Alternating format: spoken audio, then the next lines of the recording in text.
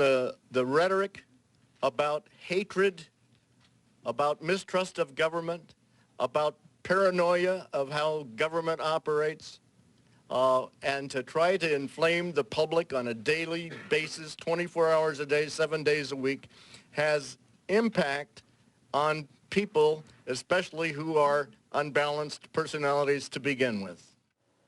Then cable news host Keith Olbermann named names, blaming Fox hosts Glenn Beck and Bill O'Reilly for feeding the crazy people with death fantasies and bloodlust. And then this, he said about Sarah Palin. If Sarah Palin, whose website put and today scrubbed bullseye targets on 20 representatives, including Gabby Giffords, does not repudiate her own part, however tangential, in amplifying violence and violent imagery in American politics, she must be dismissed from politics. So joining me to talk about all of this week's News Junkies, Susan G. Cole is a senior editor with the Toronto Weekly Now magazine. Wilf Dinnick is the editor and founder of OpenFile, the online news site. And Frank Sesno, he's former Washington bureau chief for CNN. He's a professor now, and he joins us from Washington tonight. So maybe, Frank, I'll start with you in Washington. Does Sarah Palin or people like Sarah Palin deserve some of the blame here? Well, blame is a strong word because that suggests that there's a direct relationship between the tragedy in Tucson and what they've been doing. So I'm not ready to blame them. Let's see what they produce from the suspect's home and all of that kind of thing. What there is, though, is a real unfortunate deterioration of the rhetoric, imagery that is, in some cases, and I agree with a lot of the critics in this regard, terrible and unfortunate. I think, though, we have to keep this in some perspective. It's not new. I mean, Americans have long mistrusted their government. Americans have long engaged in, sort of over-the-top rhetoric in the past. And there's a long walk between the rhetoric and actually somebody picking up a gun and doing something terrible like this. So, yeah, I think the tenor of the debate and the tone of the media have really gone off in the wrong direction. But taking it and connecting it to this is a leap that we're just not able to make yet. Well? Yeah, no, of course. I think there's a direct connection here. Of course, Palin's not responsible directly for this murder, but Frank talks about the tenor of debate, and it has deteriorated dramatically. And I would say, in my opinion, that is the result of the internet, the blogosphere. The barrier to entry to be a news editor or a publisher or have your own series of news sites, I want to know, is very low now. And I think the media has completely fallen down on the objective coverage of this kind of rhetoric. You look in the British papers or the European press when they're talking about this in the op-eds, and for too long we've kind of said, well, those crazy Americans, they're just talking like that, and they're guns and they're nuts. But this is something very serious, and if it was in any other country, it would have been addressed much earlier, and it would have been the focus of a lot of media coverage, and we as journalists did not cover it, looking at this rhetoric and how heated it got. Susan, can vitriol lead to violence? Well, I wish I could say that Sarah Palin was to blame for this particular situation, but there really isn't a shred of evidence to suggest that the shooter in this case ever even looked at her site. We know that he looked at Karl Marx. We know that he looked at Adolf Hitler. He's a complete nutbar.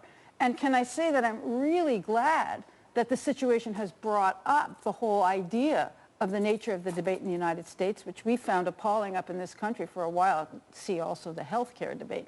But to make the claim from a journalistic perspective that there's a link, I think that's a bit far off. Delighted to have the conversation. But what about the criticism of the media? We all love a good fight. We all cover both sides and all the accusations. Are we somewhat to blame for getting caught up in all of this, Susan? Well, I think that we should also make a distinction between American media and Canadian media. We're the country that doesn't have the Fox News yet. We looked like it was coming our way, and then finally it turned out that it wasn't.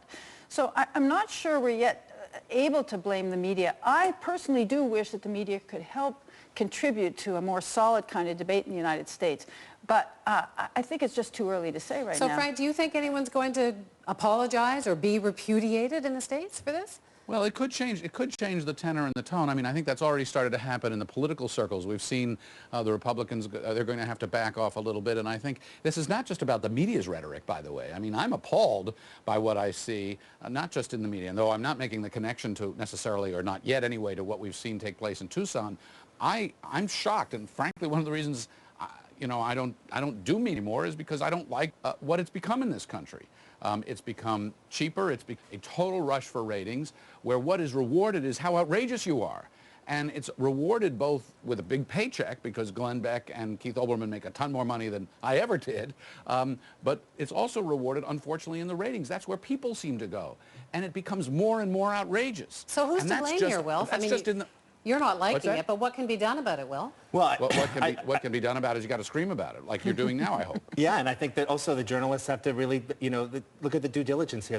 There wasn't the work done on this story for a long time. There was an Al Jazeera clip in 2008. Sarah Palin had a rally in Ohio. Al Jazeera English went there, and the reporter talked to people in the crowd, and they said some horrendous and shocking things about what they thought if Obama became president. And people, we know this, people carrying guns to these Obama rallies. But do you censor the media or no? not? You don't censor the media, but you have to ask some questions here about what the inflammatory nature of it. I mean, you don't have Fox News on there asking if is Obama a Muslim. Like, you know it or you don't, and that's your job. You report it. You don't guess on air. But you have to connect that. You can go do this story. You can go do that story, and you can ask those questions, and you should, and the media should, and raise attention. But then what?